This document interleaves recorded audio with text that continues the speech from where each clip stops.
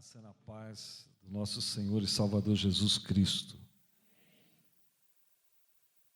É uma alegria muito grande para mim, mais uma vez, ter essa oportunidade dada pelo Senhor de estar com vocês, estarmos reunidos para mais um culto, feliz por tudo que já tem acontecido, pelos hinos que cantamos, que a Igreja do Senhor cantou ao Senhor, por tudo que já ouvimos. Que o Senhor agora nos abençoe na meditação da sua palavra. Amém?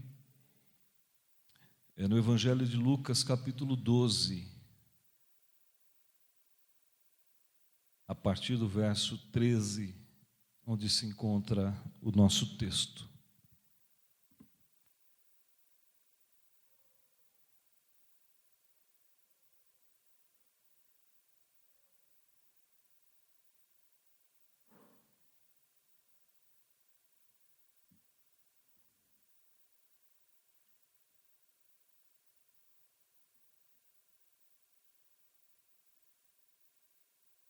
Lucas 12, verso 13 a seguir.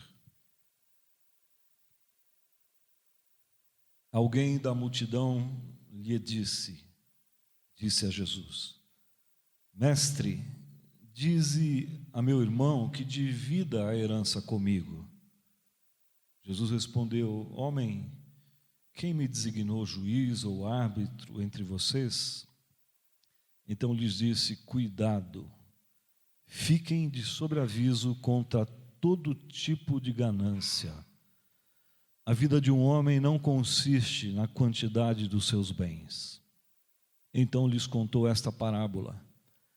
A terra de certo homem rico produziu muito. Ele pensou consigo mesmo, o que vou fazer? Não tenho onde armazenar minha colheita. Então disse a si mesmo: já sei o que vou fazer. Vou derrubar os meus celeiros e construir outros maiores, e ali guardarei toda a minha safra e todos os meus bens. E direi a mim mesmo: você tem grande quantidade de bens armazenados para muitos anos. Descanse, coma, beba e alegre-se. Contudo, Deus lhe disse: insensato, louco, esta noite a sua vida lhe será exigida, então quem ficará com o que você preparou? Assim acontece com quem guarda para si riquezas, mas não é rico para com Deus. Ó Deus, nós te louvamos, nós te agradecemos por nos enviar nesta noite esta porção da tua palavra, esta porção do teu evangelho, que é a boa notícia de Jesus Cristo para o mundo. Que o teu Espírito Santo testifique em nós que esta palavra é a verdade, em nome de Jesus, amém. Há pessoas que com idade avançada, 90 e tantos anos, têm saúde de ferro, cheia de energia, cheia de disposição, cheia de planos, e não por falta de dificuldade na vida, sem vida fácil, mas mesmo em meio às dificuldades se mostram fortes, como diz, se reinventam para a vida, servem de exemplos para nós. Algumas mulheres que ficam viúvas e vivem desde então tendo que enfrentar dificuldades dobradas, já que não contam mais com o companheiro para dividir a carga, criam filhos sozinhas, e se fôssemos pensar em tempos atrás, há bastante tempo atrás, talvez nos dias da nossa bisavó, da nossa avó, muitas dessas mulheres eram analfabetas, e muito pobres. Hoje, nos dias atuais, nós aqui não sabemos bem o que é pobreza, nenhum de nós aqui. Se pensarmos em 80, 70, 90 anos atrás, havia muitas pessoas que possuíam, por exemplo, uma muda de roupa, ou duas, um par de sapato, que dividia com os irmãos, e os pés tinham que caber lá dentro, se ajeitar, se acomodar ali dentro. Não preciso ir muito longe, meu pai disse que passou por isso. Enfim, houve época de muita pobreza nesse mundo que nós vivemos. As pessoas hoje têm mais, têm muito mais. A Palestina, nos dias de Jesus, era mais pobre do que o tempo de infância da minha e da sua bisavó. Os evangelhos mostram que Jesus multiplicou pães e peixes, e multidões andou atrás dele por causa disso. Um motivo legítimo. Jesus chegou a dizer isso: vocês me seguem porque comeram e se fartaram. Não sabemos se hoje, nos nossos dias em São Paulo, teríamos multidões dispostas a andar atrás de um pregador para ganhar no final do dia um sanduíche. Pouquíssimo provável. Mas era assim nos dias de Jesus. As pessoas eram capazes de sacrifícios por causa da comida.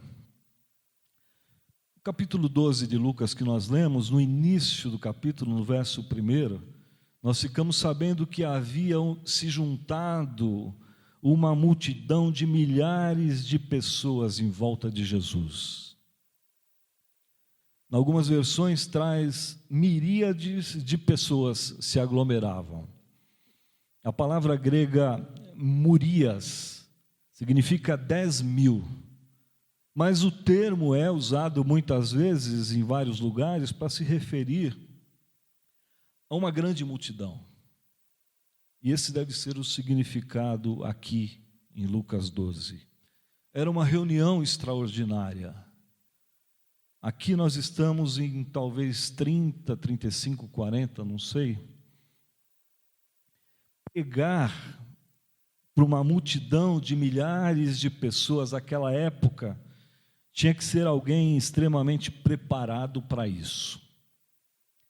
É interessante pensar nisso porque no final do século XIX, começo do século XX, grandes pregadores do Evangelho tinham que ter características compatíveis com essa tarefa de pregar, diferente de hoje, porque não existia isso aqui, microfone.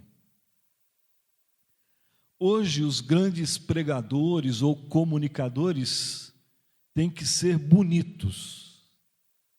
Muitos já perderam essa esperança. Precisa se vestir bem, precisa falar bem, com eloquência, ter um raciocínio bem elaborado.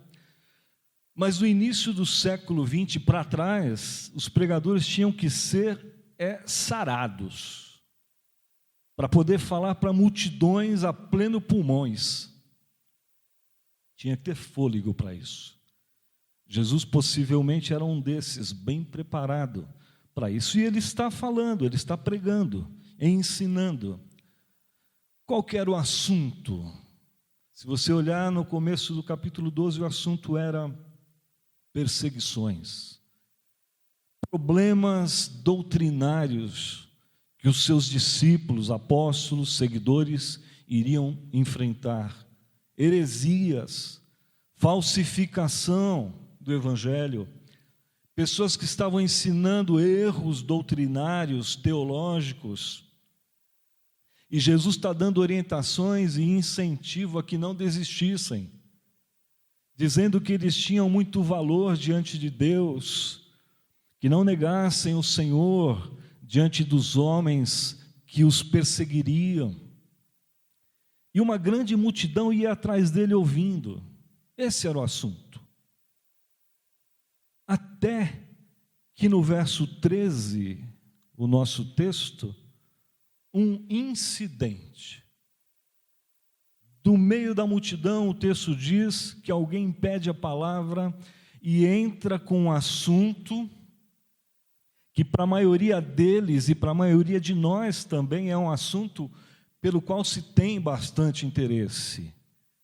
Alguém no meio da multidão começa a falar de dinheiro, repartição de herança, briga em família por causa de herança, por causa de dinheiro, desavença por dinheiro. Uma pessoa que está ali no meio da multidão e parece não estar muito interessada no que Jesus vinha falando. Ele está focado no problema em torno do qual gira a sua existência. A questão é financeira, a questão é de dinheiro. O Filho de Deus está falando acerca da verdade, falando sobre o fato de que aqueles que amam a verdade sofrem perseguições. Está falando também sobre o auxílio do Espírito Santo para aqueles que sofrem perseguições por causa da verdade. Está falando sobre erros que sorrateiramente se misturam com a verdade e com o cuidado que eles devem ter com isso. E alguém levanta a voz no meio da multidão para falar de dinheiro. Não há sinais de que ele estivesse ali escutando com atenção e com seriedade aquilo que Jesus estava dizendo. Esse é o incidente que modifica o rumo da conversa que Jesus vinha tendo com eles. Ao que Jesus responde com uma advertência.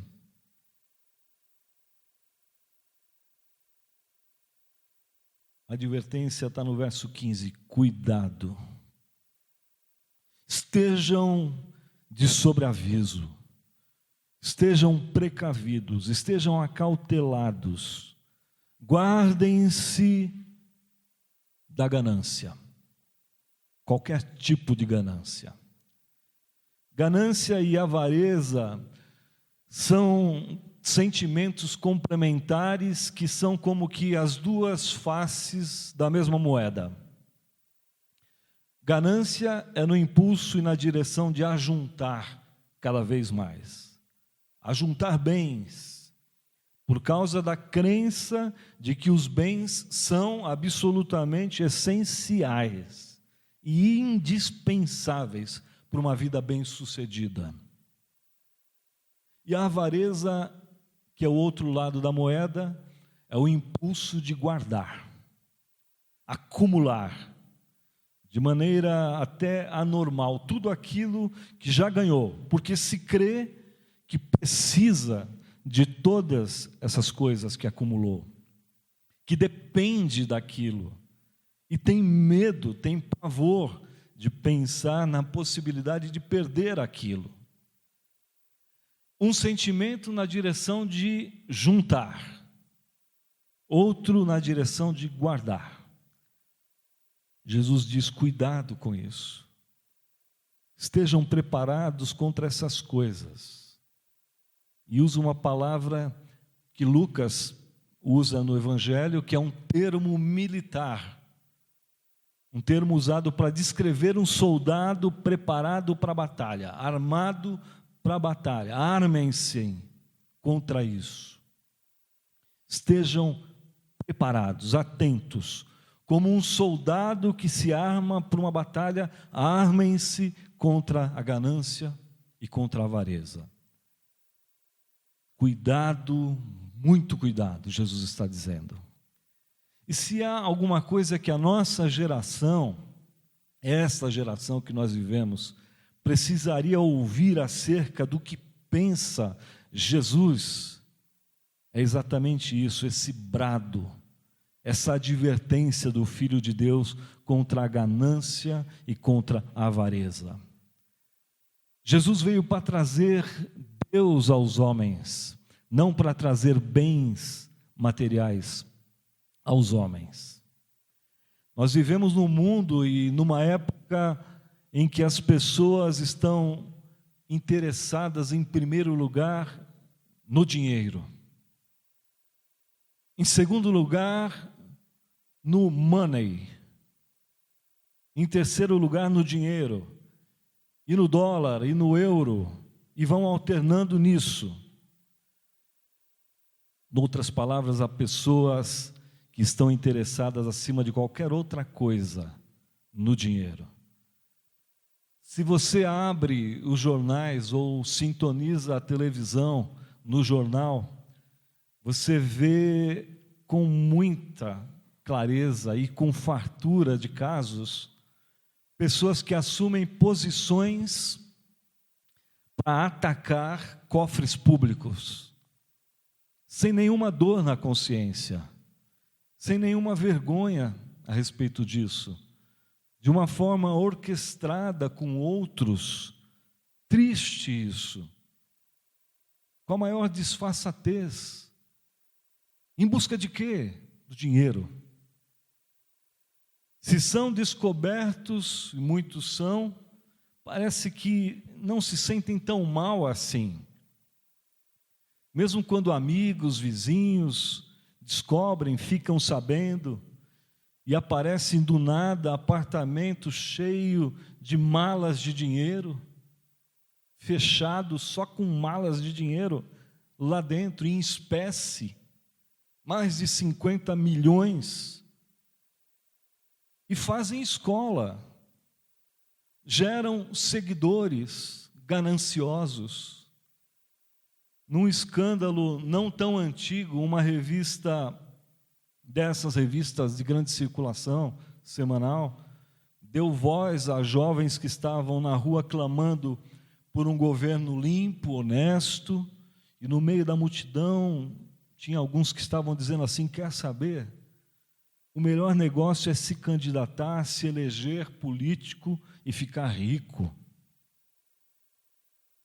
Um dos maiores traficantes de droga do país, quando perguntado o que dava mais dinheiro, eu lembro que ele respondeu para o repórter: não é nem droga nem contrabando, o que dá mais dinheiro no Brasil é ser político. É duro isso, é triste isso. Jesus diz: estejam avisados, cuidado, estejam de sobreaviso, guardem-se contra todo tipo de ganância. Essa é a advertência. Depois da advertência, Jesus dá um princípio para a vida. O que é um princípio? É aquilo que expressa uma verdade imutável em relação a algo. É uma regra, é um preceito, é o que se recomenda praticar.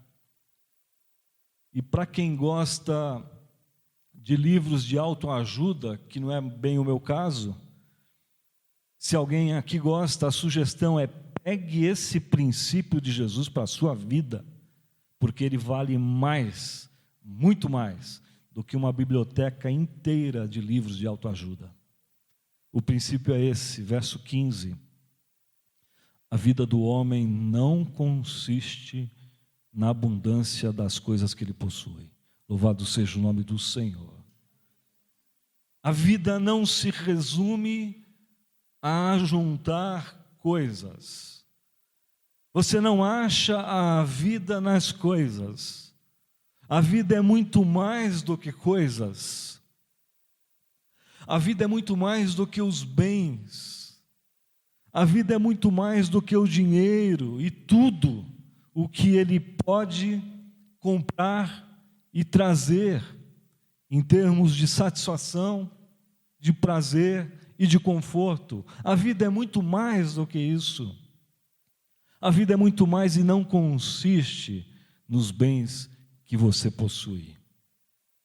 Dinheiro, meus irmãos, é de fato algo muito bom. Se alguém aqui disser que não gosta de dinheiro, qualquer um de nós é capaz de perder a paciência com essa pessoa. Dinheiro é muito bom. Todo mundo gosta, todo mundo precisa, gosta e precisa do que ele pode trazer. Mas Jesus está dizendo, a vida não consiste nisso. É isso que Jesus está dizendo. Não consiste nisso. Ser bem-sucedido na vida não é levar uma vida de abundância de coisas. E aí vem a ilustração, uma história que Jesus conta.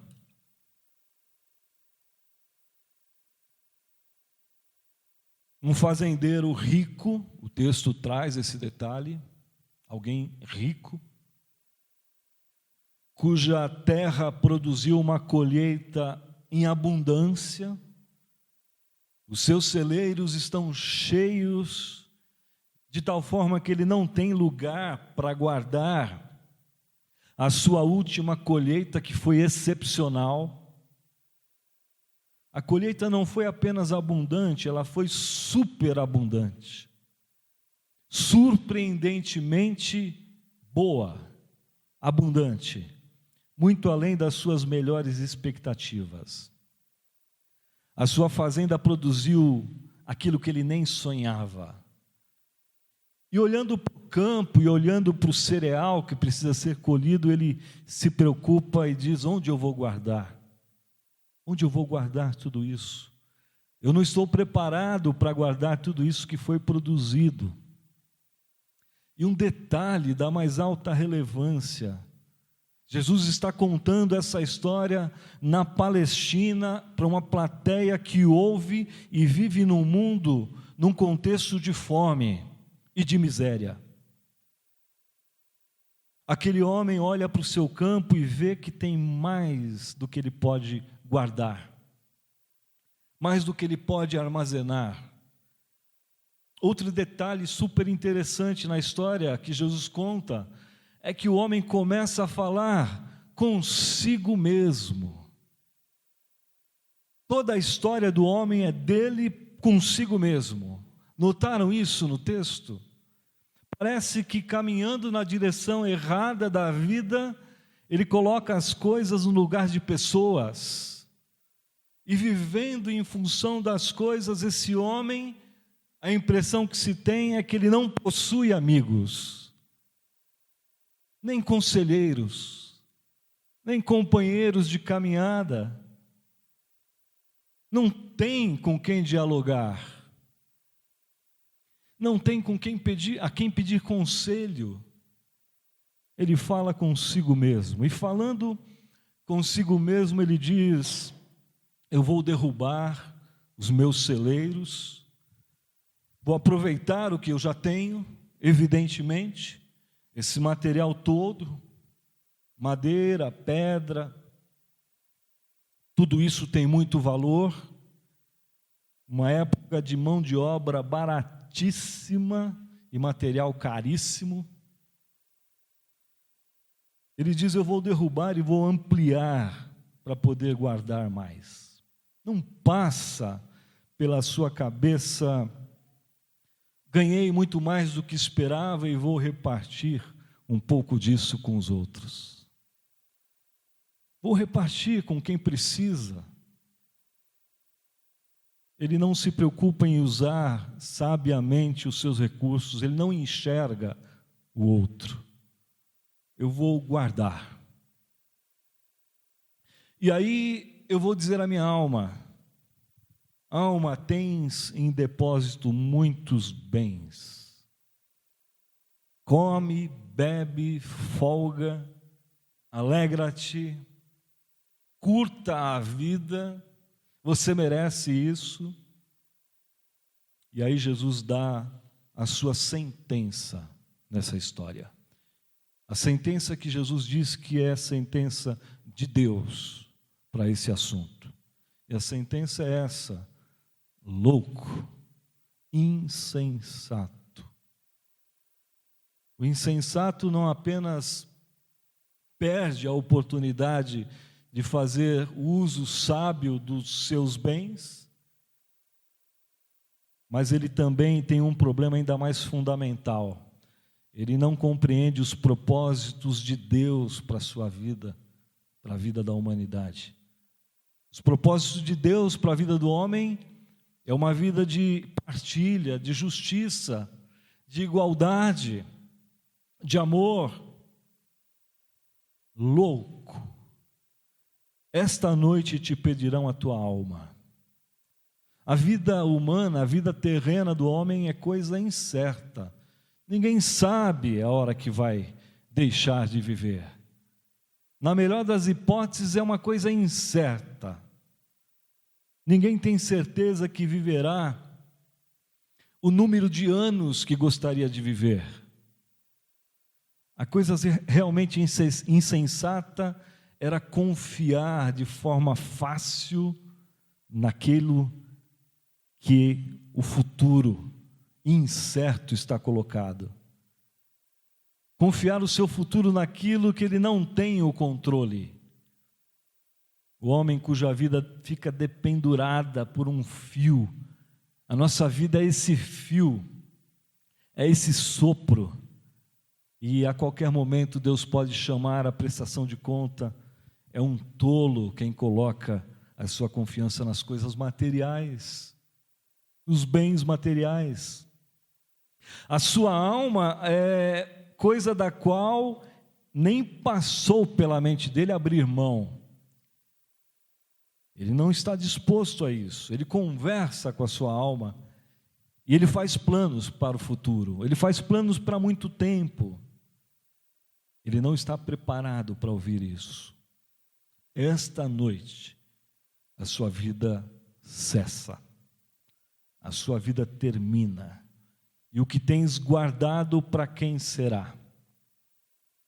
É uma pergunta que faz ele levantar os olhos para além de si mesmo e começar a imaginar que existem outros na vida. De si mesmo, exercendo a sua própria vontade, não há possibilidade de repartir nada com ninguém. E ele ouve que tudo aquilo vai ficar para trás.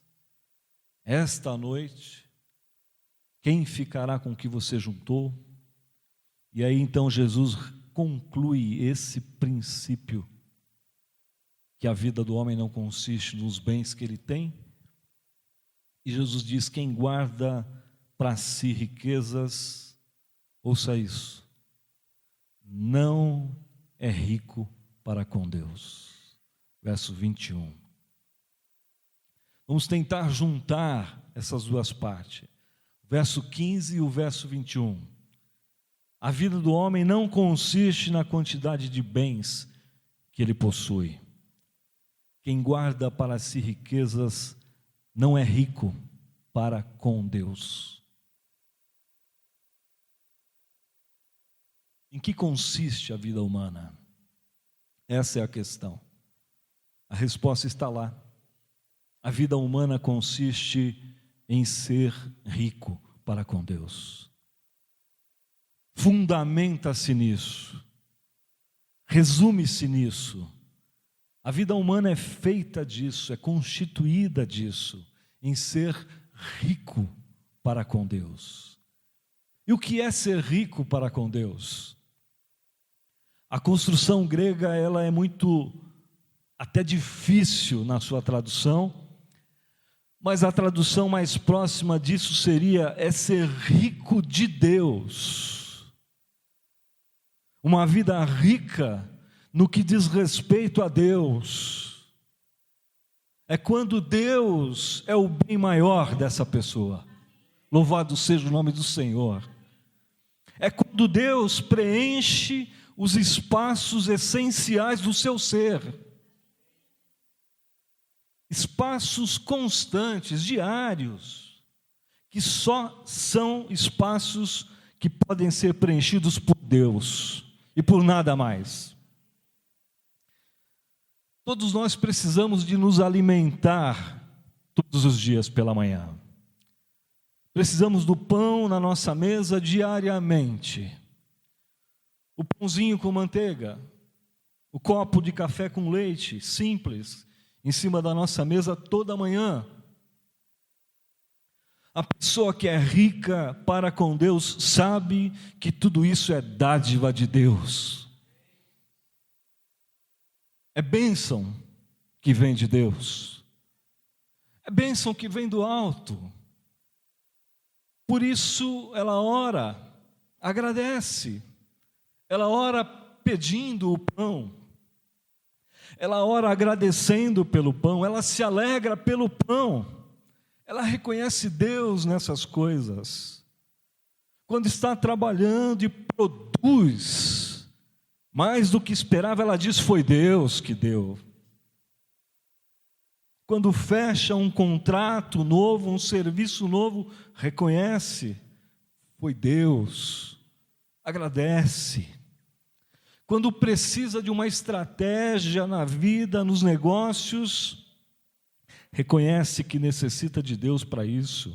Ela percebe, ela entende, ela discerne, ela vê Deus nas coisas. Louvado seja o nome do Senhor.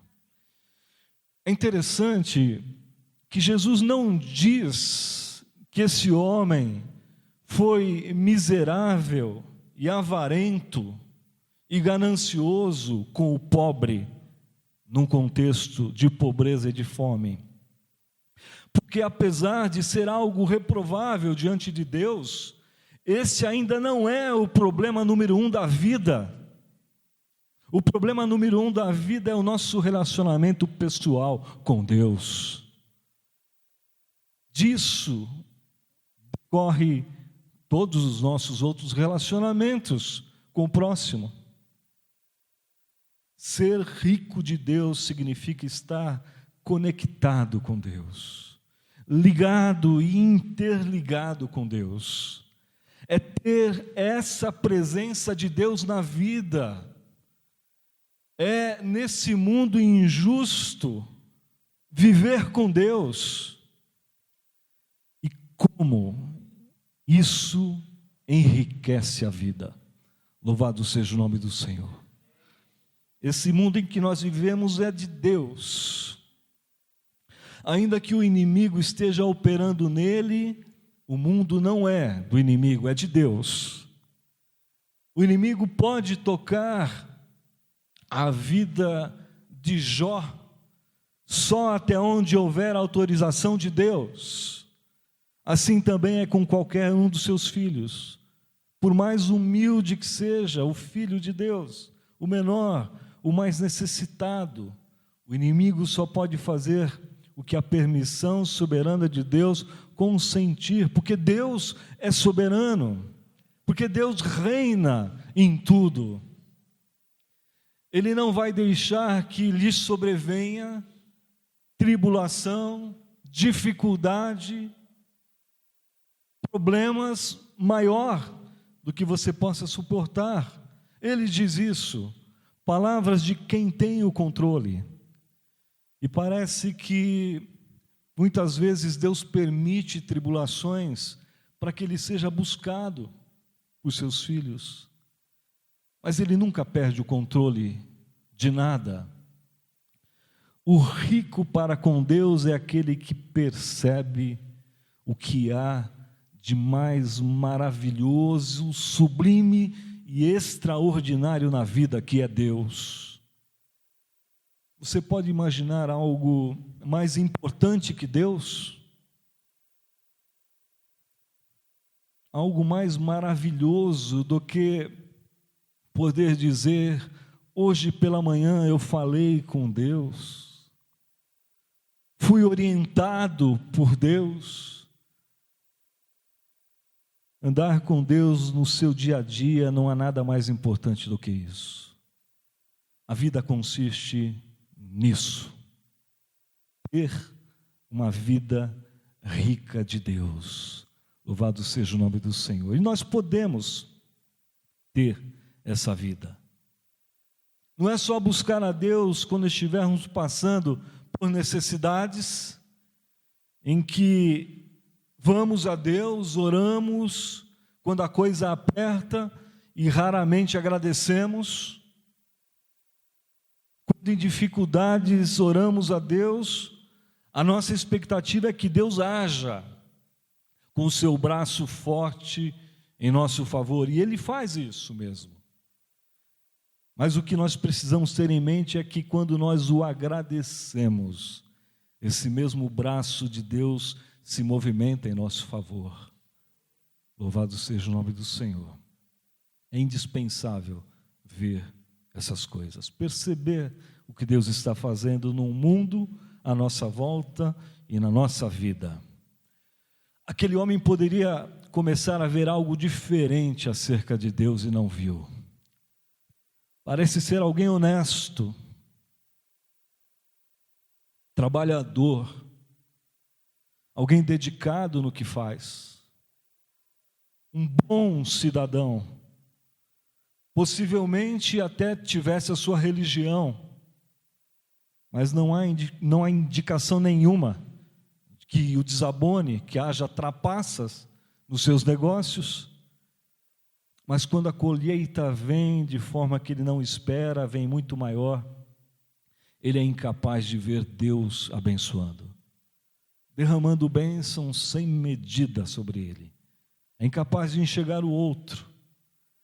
Há pessoas que são assim, recebem tanto de Deus, ainda têm um certo orgulho no coração, olham para isso que estão recebendo de Deus e pensam: Deus deve achar que eu mereço, por isso eu estou recebendo.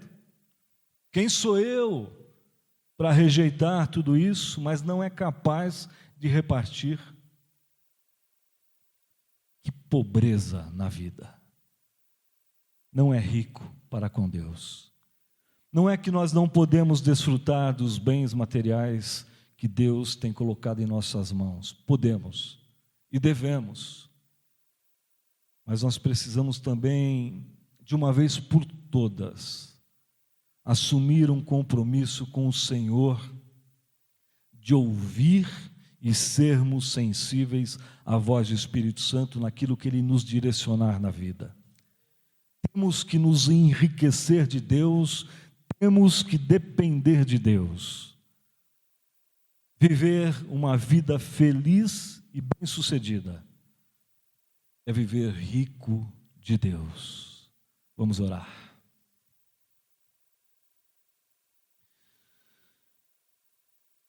Ó Deus e Pai, nós te louvamos, nós te agradecemos. A tua palavra, que é santa, verdadeira, nos diz que Jesus, o nosso Mestre e Senhor, sendo rico, se fez pobre para enriquecer a muitos.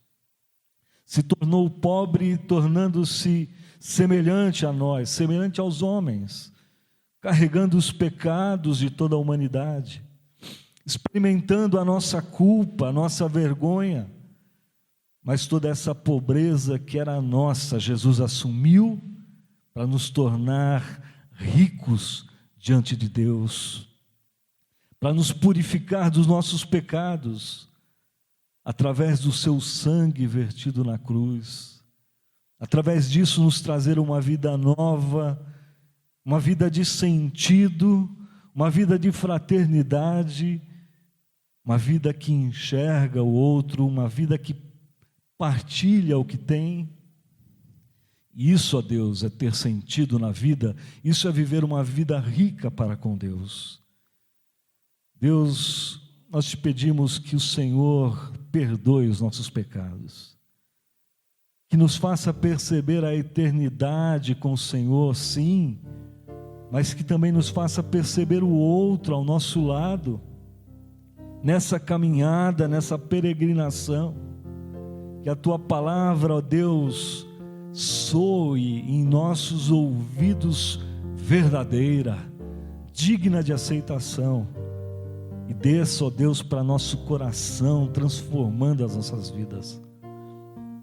Pedimos perdão, ó Deus, e pedimos que o Senhor venha para o centro da nossa vida. Pedimos perdão, ó Deus, se muitas vezes os nossos sonhos, nossos planos não te incluem. Perdoa-nos, ó Deus. Amplia, ó Deus, a nossa visão, para que possa caber o Senhor no centro da nossa vida. E tudo mais, ó Deus, decorrente desta graça, desta maravilhosa graça, nós possamos viver uma vida que agrade ao Senhor, livre de pensamentos egoístas, livre, ó Deus, de pensamentos mesquinhos, mas, ó Deus, nos dá equilíbrio no viver, para podermos viver aquilo que o Senhor tem dado a nós como bênção, e possamos também ver o outro, poder viver de forma fraternal aos olhos do nosso Pai.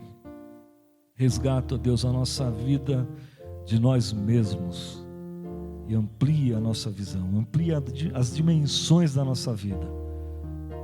E seja assim, ó Deus, desde já, que a Tua palavra surta em nossas vidas efeito, transformação, para a Tua glória, para a Tua honra. Em nome de Jesus que oramos. Amém.